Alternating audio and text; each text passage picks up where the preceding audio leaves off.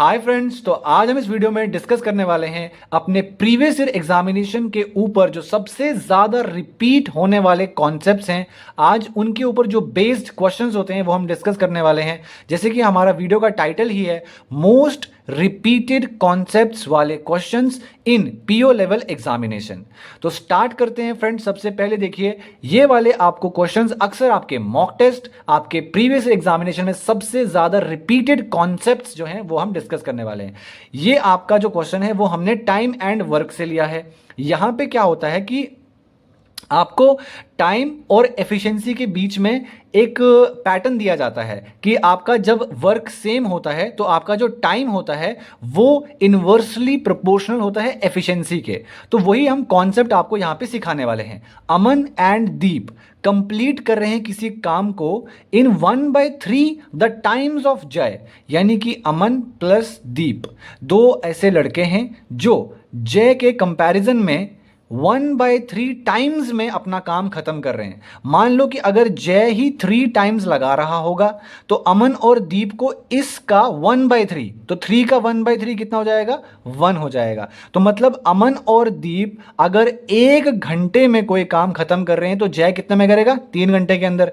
3 घंटे में क्यों कह रहा हूं? आपको समझाने के लिए, वरना आप इसको 3 यूनिट भी मान सकते हो, 3 आवर्स भी मान सकते हो, 3 सेकेंड्स भी मान सकते हो। बस समझो ऐसे कि अगर जय 3 समय लगाएगा तो अमन और दीप इसी 3 का 1/3 करो तो 3 का 1/3 1 आ जाएगा। तो ये समय ये लगाएंगे। लेकिन ये किसके बारे में बात हो रही है? टाइम के बारे में बात हो रही है। और ये किसके बारे में बात कर रहे हैं कि जितना काम कंप्लीट करने में ये 3 समय लगा रहा है उतना ही काम कंप्लीट करने में अमन और दीप दोनों मिलकर 1 समय लगा रहे हैं। देन आफ्टर दैट आपको क्वेश्चन में कहा गया है Deep and J can complete the same work, यानी कि दीप प्लस जे उसी सेम वर्क को कंप्लीट कर रहे हैं इन 1/5 टाइम्स ऑफ अमन। मतलब अमन से 1/5 टाइम के अंदर दीप और जय उसी काम को खत्म कर रहे हैं। तो अगर हम कहेंगे कि जो ए है, अमन है, अगर वो 5 मान लो, 5 आवर्स मान लो, या 5 समय लगा रहा है तो दीप और जय इसी 5 का क्या करेंगे? 1/5 काम करेंगे। मतलब 1 आवर में या फिर 1 में वो अपना काम खत्म करेंगे। ठीक, तो रेशियो को ऐसे लिखा जाता है। अब आपको समझ में आ गया कि यहां पे 1 और 3, यहां पे 1 और 5, लेकिन ये दोनों रेशियो किसके हैं? टाइम के। बट यहां पे इंपॉर्टेंट ये है कि वर्क जो है वो दोनों जगह पे क्या हो रहा है? सेम वर्क हो रहा है। जो काम यहां पे हो रहा है वही काम यहां पे भी हो रहा है। तो इसका मतलब इनका जो एफिशिएंसी का रेशियो होगा वो क्या हो जाएगा? वो उल्टा हो जाएगा। तो एफिशिएंसी यहां पे क्या हो जाता है? उल्टी हो जाती है। यानी जो यहां पे 3 होगा वो यहां आ जाएगा, जो 1 यहां पे होगा वो यहां पे आ जाएगा। तो एफिशिएंसी का रेशियो कितना जाएगा? 3:1। वैसे ही यहां पे भी एफिशिएंसी क्या हो जाएगा? रेसिप्रोकल हो जाएगा, यानी 5 इधर पे आ जाएगा और 1 इधर आ जाएगा। क्यों? क्योंकि काम दोनों जगह पे क्या है? सेम है। अगर काम सेम होता है तो टाइम इनवर्सली प्रोपोर्शनल हो जाता है किसके? एफिशिएंसी के। ये आपको याद रखना है, इंपॉर्टेंट कॉन्सेप्ट है। अब यहां पे जो एफिशिएंसी का रेशियो है वो 5:1 है, यहां पे जो एफिशिएंसी का रेशियो है वो 3:1 है। मतलब तीनों मिलकर अमन, दीप और जय यहां पे जो काम करने में अपनी एफिशिएंसी यूज कर रहे हैं वो 3 + 1 यानी कि 4 यूज कर रहे हैं। बट यहां पे अगर तीनों मिलकर जो एफिशिएंसी कर रहे हैं वो 5 + 1 कितना? 6। अब 3 लोग हैं तो तीनों लोग एक दिन में जो काम करेंगे वो उनकी एफिशिएंसी आएगी। यहां पे वो 4 काम कर रहे हैं और यहां पे वो 6 काम कर रहे हैं। So this is not possible. अब तीनों लोग सेम हैं, तीनों की एफिशिएंसी अलग अलग तो नहीं हो सकती ना। तो हम क्या कर देंगे? इसको बराबर कर देंगे। कैसे बराबर करेंगे? यहां पे 4 है और यहां पे 6 है, तो ऐसा कोई नंबर मल्टीप्लाई कर दो। जैसे अगर मैं यहां 3 से मल्टीप्लाई करूंगा तो कितना बनेगा? 12। यहां पे 6 को 2 से मल्टीप्लाई करूंगा कितना बनेगा? 12। यहां पे भी 12, यहां पे भी 12। लेकिन इस 3 को आपको इधर अंदर भी मल्टीप्लाई करना होगा। तो ये रेशियो कितना बन जाएगा? ये 9 और इस 2 ये कितना बन जाएगा? 3। अब यहां पे आपने 2 से मल्टीप्लाई किया तो अंदर भी 2 से मल्टीप्लाई, ये 10 बन जाएगा और ये कितना बनेगा? 2 बनेगा। तो इसको रेशियो बैलेंसिंग कहा जाता है। ठीक, अब देखो यहां पे भी 12 एफिशिएंसी आ गई, यहां पे 12 एफिशिएंसी। ये 12 एफिशिएंसी किसकी है? अमन की, दीप की और जय की। टोटल मिला के इनकी एफिशिएंसी कितनी आ गई? 12 आ गई। अगर तीनों की एफिशिएंसी 12 आ गई तो आगे क्वेश्चन को पढ़ते हैं। टुगेदर यानी सभी साथ मिलकर they can complete the work in 20 days के अंदर। अब मेरे को एक बात बताओ, यहां पे मुझे क्या नहीं मिल रहा है? वर्क नहीं मिल रहा है कि वर्क आखिर है कितना। वर्क किसके बराबर होता है? Time multiply by efficiency. Time मुझे मिल गया कि 20 दिन में वो काम खत्म कर रहे हैं, लेकिन कौन 20 दिन में काम खत्म कर रहा है? ये तीनों के तीनों मिलकर, और तीनों मिलकर एफिशिएंसी कितनी है? 12। टाइम भी मिल गया, एफिशिएंसी मिल गया, तो वर्क भी मिल गया। वर्क कितना हो गया? 240। अगर वर्क हमारा टोटल 240 है तो आपसे पूछा है कि जो ए है यानी कि जो अमन है वो कितने टाइम में आपका वर्क कंप्लीट करेगा अकेला, यानी अलोन। तो आप मुझे बताओ ए की एफिशिएंसी यहां पे कितनी आएगी? ये 2। आप इस 1 को मत कंसिडर करना, क्योंकि आपने जब रेशियो को बैलेंस किया है उसके बाद आपने ये 2 यहां पे दोनों जगह पे मल्टीप्लाई किया है, इसीलिए इस 2 के साथ आपको यहां डिवाइड करना होगा। सर हम ये क्यों कर रहे हैं? क्योंकि टाइम होता है work divide by efficiency. Work 240 है और ए का पूछा है, अमन का पूछा है, उसकी एफिशिएंसी 2 है, तो 2 से काटेंगे तो 120 डेज आपका एग्जैक्टली करेक्ट आंसर आ जाएगा, ऑप्शन नंबर ए। उम्मीद है आपको समझ में आया होगा। नेक्स्ट आगे बढ़ते हैं क्वेश्चन नंबर 2 के ऊपर। आपका सेकंड जो कॉन्सेप्ट है जो मैक्सिमम टाइम्स रिपीट होता है आपके एग्जामिनेशन के अंदर, वो हमने लिया है इनकम, एक्सपेंडिचर एंड सेविंग वाले चैप्टर से। अगर आप ध्यान से देखोगे तो जो रेशियो है इनकम ऑफ द 2 पर्सन्स, यानी आपके पास 2 पर्सन्स हैं, हम फॉर एग्जांपल लेट कर लेते हैं कि एक ए है एक बी है, उनकी जो इनकम है, उनकी जो आय है, महीने में वो जितना पैसा कमाते हैं वो कितना है? 5:3 का रेशियो है। उसके बाद जो उनका एक्सपेंडिचर है यानी जो वो खर्च करते हैं उसका रेशियो 9:5 है। Okay, then after that if they save amount rupees कितना? 1300 एंड 900। अब वो जो सेविंग करते हैं कितना करते हैं? यहाँ पे 1300 और यहाँ पे कितना करते हैं? 900। ठीक, अब देखो अगर यहाँ बड़ा नंबर होता ना तो उसमें से माइनस करके जो भी वैल्यू यहाँ पे आती वो 1300 के बराबर हो जाती, बट मैं इसको x कंसिडर करूंगा और इसको y कंसिडर करूंगा क्योंकि मेरे पास वैल्यूज नीचे वाली बड़ी हैं और ऊपर वाली छोटी है, इसीलिए इसमें से इसको माइनस करूंगा क्योंकि ये मेरी इनकम है। अगर मैं कमाता 5x हूं और उसमें से उड़ाता 9y हूं तो बचाता कितना हूं? 1300। मतलब 5x में से अगर मैं -9y करूंगा तो कितना बचेगा? 1300। डिवाइड कर दूंगा किसके साथ? 3x - 5y, 3x - 5y, और यहां पे अपॉन में क्या कर दूंगा? 900। मतलब मैं सेविंग, ये भी तो मेरी सेविंग ही आएगी ना, और मैं सेविंग का रेशियो यहां पे जो एक्चुअल सेविंग का रेशियो है उसको आपस में इक्वेट कर दूंगा। ये भी सेविंग का रेशियो है, ये भी सेविंग का रेशियो है, इसलिए आपस में क्या हो जाएगा? इक्वल हो जाएगा। अब यहां 2 0 से 2 0 कैंसिल, 9 को यहां मल्टीप्लाई कर दूंगा तो 45x हो जाएगा,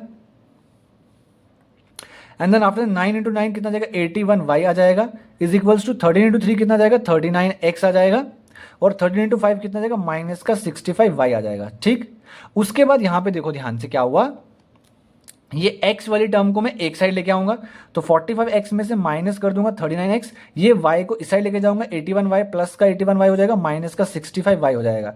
अब यहाँ 45 में से 39 निकालेंगे तो कितना बचेगा? 6 का x बचेगा, 81 में से 65 निकालेंगे तो 16 का y बचेगा। x और y का रेशियो आ जाएगा x/y की वैल्यू 16/6 हो जाएगा, जो कि 2 8 16 और 2 3 6, यानी कि आपका कितना हो जाएगा? 8/3 हो जाएगा। x और y का रेशियो हमारे पास कितना आ गया? 8:3। मतलब यहाँ पे x 5 × 8 कितना जाएगा? 40, और 3 × 3 कितना जाएगा? यहाँ पे आपके सॉरी 8 आ जाएगा ना, 3 × 8 कितना जाएगा? 24। मतलब 40:24 आपका a और b का रेशियो निकला, लेकिन किसका रेशियो निकला? इनकम का रेशियो निकला, कि वो कमाते कितना है एक महीने के अंदर। आपसे पूछा है find the difference between their yearly. Yearly मतलब उनके पूरे साल का इनकम जो होगा दोनों का, उसका डिफरेंस आपको बताना है। ये जो हमारे पास इनकम है, ये 40:24 जो इनकम है ये एक मंथ की है, एक महीने की है। बताओ डिफरेंस कितना है यहाँ पे? 24 में 6 30 10 40, यानी कि 16 का डिफरेंस है, लेकिन ये 16 का डिफरेंस सिर्फ और सिर्फ एक महीने का है। तो साल का कितना हो जाएगा? तो 12 से मल्टीप्लाई कर दो, 12 का 6 कितना? 72, 2 हासिल 7, 12 के साथ 19, 192, यानी कि आपका 192 क्या हो जाएगा? करेक्ट आंसर हो जाएगा। आपको पूरा निकालने की जरूरत नहीं है कि आप 19200, बस 192 आ गया, ऑप्शन टिक करके आगे बढ़ जाओ। नेक्स्ट आपका जो कॉन्सेप्ट है वो हम डिस्कस करने वाले हैं अपने चैप्टर प्रॉफिट एंड लॉस से, और ये सबसे ज्यादा इंपॉर्टेंट है, और ये सच में मॉक टेस्ट दो, चाहे आप प्रीवियस ईयर का एग्जामिनेशन का कोई भी पेपर उठा के देख लो, हर जगह पे आपको इस कॉन्सेप्ट से क्वेश्चन देखने को जरूर मिलेगा। देखो, market price of the refrigerator is ₹2400। अब यहां पे स्टूडेंट क्या करते हैं? बस इतना पढ़ लेते हैं, जल्दी जल्दी लिख लेते हैं कि मार्केट प्राइस जो है वो कितना है? 2400। ऐसा नहीं है, पूरा पढ़ो ना। 2400 मोर है। अब ये मोर किससे है? आपके कॉस्ट प्राइस से, यानी कि आपका जो कॉस्ट प्राइस है अगर आप उसको x x लेट करते हो तो आपका मार्केट प्राइस कितना हो जाएगा, x प्लस 2400। जैसे ही आपका मार्केट प्राइस कॉस्ट प्राइस आपने लिख लिया, अब यहां का सबसे ज्यादा जो जादू मंत्र वाला फॉर्मूला है वो एक ही मेथड है, सिर्फ एक मेथड है। ये वाला कॉन्सेप्ट जब भी आपके एग्जाम में आएगा, आपको सिर्फ क्या करना है, दोनों साइड पे सेलिंग प्राइस को क्या कर देना है, बराबर कर देना है। मतलब यहां पे आपका जो मार्केट प्राइस और डिस्काउंट से सेलिंग प्राइस बनेगा वो इस तरफ लिख लो, और यहां कॉस्ट प्राइस प्लस प्रॉफिट जोड़ के जो सेलिंग प्राइस बनेगा वो इस तरफ लिख दो। आया समझ में? अब देखो यहां बोला उसके बाद शॉपकीपर ने ऑफर किया है डिस्काउंट। डिस्काउंट किसके ऊपर लगता है, मार्केट प्राइस के ऊपर लगता है। तो मतलब x प्लस 2400 मार्केट प्राइस के ऊपर कितने का डिस्काउंट, 25% का डिस्काउंट। 25% की वैल्यू कितनी होती है, 1/4। अगर मेरा ये 4 कॉस्ट प्राइस होगा फॉर एग्जाम्पल, तो 4 में से -1 करूंगा तो कितना आ जाएगा, 3। मतलब 3 का मुझे क्या होगा, वो सामान मैंने बेचा होगा। अगर 4 मेरा कॉस्ट प्राइस है और 1 मेरा वहां पे डिस्काउंट है, क्योंकि 25% का डिस्काउंट दिया है ना, तो इसका मतलब ये जो वैल्यू है ये मेरा क्या है, मार्केट प्राइस। मार्केट प्राइस की वैल्यू कितनी रखी मैंने, 4 रखी मैंने। तो 4 में से 1 माइनस करूंगा तो ये 3 मेरा क्या हो जाएगा, सेलिंग प्राइस। क्योंकि मार्केट प्राइस में से माइनस कर दूंगा डिस्काउंट तो क्या मिलेगा, सेलिंग प्राइस मिलेगा ना। तो मैंने 4 मान लिया कि मेरा मार्केट प्राइस है, लेकिन एक्चुअल मार्केट प्राइस कितना है, x प्लस 2400। मतलब ये 4 इस x प्लस 2400 की वैल्यू है। आपको 3 की वैल्यू बतानी है। 3 क्या है, आपका सेलिंग प्राइस। तो इस डेटा से क्या आने वाला है, सेलिंग प्राइस आने वाला है। नेक्स्ट देखो, अब ये कॉस्ट प्राइस है, कॉस्ट प्राइस x है, एक्स में क्या जोड़ दूंगा, प्रॉफिट जोड़ दूंगा। तो क्या यहां पे मुझे प्रॉफिट दिया है, जी हां देखो प्रॉफिट दिया है, क्योंकि कॉस्ट प्राइस प्लस प्रॉफिट करूंगा तो वो क्या हो जाएगा, सेलिंग प्राइस। मतलब सिर्फ और सिर्फ, चाहे क्वेश्चन को जैसे भी घुमा के दिया जाए, आपको सिर्फ सेलिंग प्राइस को बराबर करना है।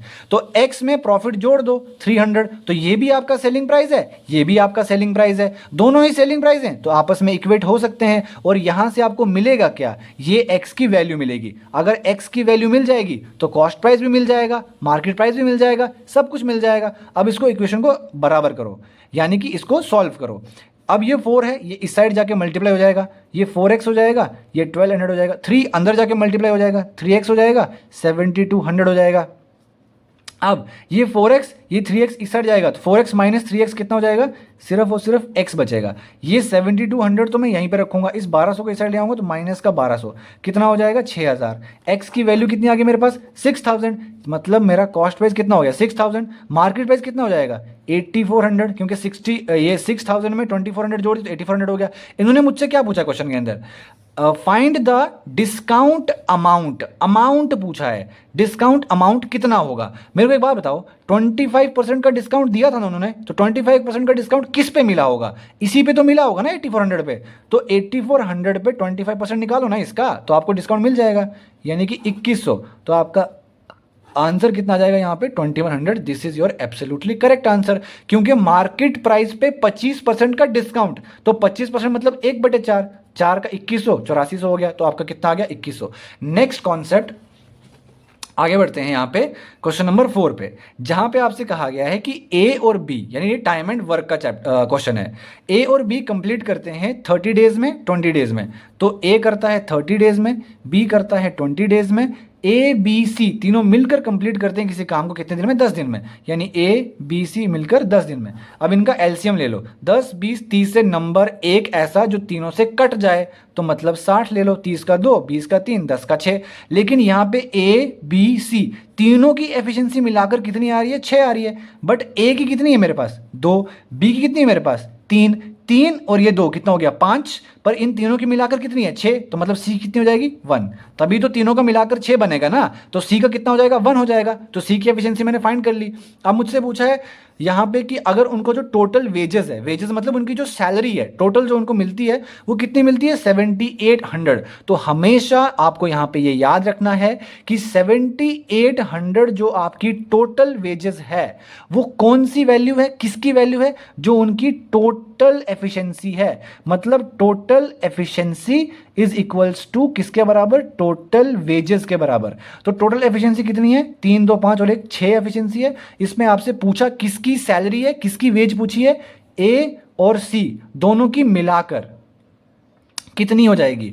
फाइंड द डिफरेंस पूछा है बिटवीन द वेजेस ऑफ ए और सी, मतलब ए माइनस सी की वेजेस, उनकी सैलरी का डिफरेंस, तो अगर जो टोटल वेजेस है वो टोटल एफिशिएंसी के बराबर है, तो ए और जो सी है, ए की एफिशिएंसी 2, उसमें से सी की एफिशिएंसी 1, इसमें माइनस कर दो तो कितना आ जाएगा, 1 आ जाएगा। इस 1 की वैल्यू आपसे पूछी है, 6 1 जा 6 हो जाएगा, 6 3 जा 18, 1300, तो 1300 आपका क्या हो जाएगा, करेक्ट आंसर। क्या इससे और बढ़िया और कोई शॉर्टकट अप्रोच हो सकती है? नहीं हो सकती है। आगे बढ़ते हैं आपके लास्ट क्वेश्चन के ऊपर, जो है आपका चैप्टर नंबर सिंपल इंटरेस्ट और कंपाउंड इंटरेस्ट से। ठीक है, बहुत ही इंपॉर्टेंट क्वेश्चन है, बहुत ही अच्छा क्वेश्चन है, ध्यान से इसको देखिएगा।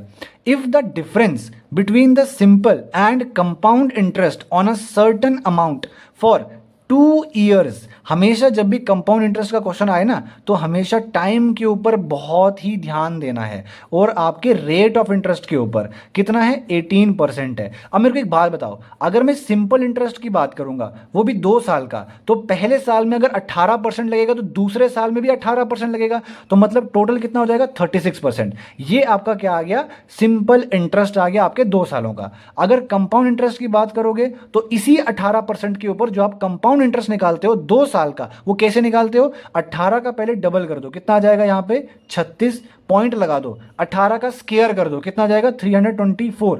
ये 24 तो यहीं रहेगा, बट ये 3 यहाँ पे आ जाएगा, तो यहाँ पे 39.24% आ जाएगा। ये आप किसी भी वैल्यू का कंपाउंड इंटरेस्ट ऐसे निकाल सकते हो। फॉर एग्जांपल आपको निकालना है 15% का 2 साल का कंपाउंड इंटरेस्ट कितना होगा, तो 15 का पहले डबल कर दो, कितना हो जाएगा 30, फिर 15 का स्क्वायर कर दो, कितना आएगा 225, ये 25 तो यहीं पर रहेगा, बट ये 2 यहाँ आ जाएगा, तो 32.25% ये आपका क्या आ जाएगा, ये आपका कंपाउंड इंटरेस्ट आ जाएगा। अगर आपका रेट ऑफ इंटरेस्ट 15% है, तो 2 साल का जो कंपाउंड इंटरेस्ट का रेट बनेगा वो बनेगा 32.25%। ये आपका ट्रिक है। उसके बाद देखो, अब यहाँ पे पूछा कि जो डिफरेंस है ना सिंपल इंटरेस्ट और कंपाउंड इंटरेस्ट का, मतलब 36% है ना, तो 39.24 में से ये 36% निकाल दो तो बचेगा 3.24%। ये आपका डिफरेंस आ गया, और इस डिफरेंस की वैल्यू मुझे दे रखी है, यानी 405 की वैल्यू दे रखी है, 3.24%। मुझसे मांगा है प्रिंसिपल, तो प्रिंसिपल मेरा हमेशा कितना होता है 100%, तो मुझसे 100% की वैल्यू मांगी है। ये पॉइंट के आगे कितने जीरो हैं, मतलब पॉइंट के आगे कितने डिजिट है, 2, तो मैं इसको भी ऊपर ही लिख दूंगा। ये जो 100 नीचे आएगा मैं इसको यहां साइड में लिख दूंगा। अब मैं इसको डिवाइड करूंगा, 5 6 जा 30, और उसके बाद 324 आ गया ना, तो 4 से कर लो, 4 से, 4 8 जा 32 एंड 4 1 जा 4, और 4 2 जा 8, 4 5 जा 20। अब 81 को देखो आप, 81 को 5 से मल्टीप्लाई करोगे तो 5 1 जा 5, 5 8 जा 40, मतलब सीधा पूरा ये उड़ जाएगा। और 5 का 25 से करोगे कितना आ जाएगा आपके पास, 5 + 25, 2 कैरी 12, 12, और ये आपका आ जाएगा 12,500। करेक्ट आंसर ये आपका क्या आ जाएगा, प्रिंसिपल आ जाएगा। प्रिंसिपल हमेशा 100% होता है, इसलिए मैंने 100% की वैल्यू निकाल ली, और यहां से सीधा डायरेक्ट मैंने उनके कंपाउंड इंटरेस्ट और सिंपल इंटरेस्ट का डिफरेंस निकाला। वीडियो यहीं पे एंड होती है। अगर वीडियो पसंद आई तो वीडियो को प्लीज लाइक